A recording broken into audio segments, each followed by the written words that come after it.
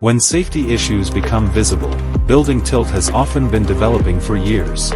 It is not a sudden failure.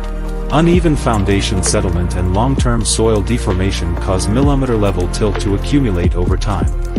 At first, there are no obvious signs. No cracks. Doors and windows still work. The structural change remains invisible. But the load path is already shifting. As tilt increases, local stress builds up.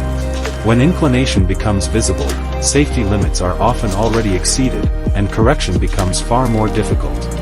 The real risk is discovering it too late. Building tilt is a continuous process. Routine inspections cannot capture early-stage changes.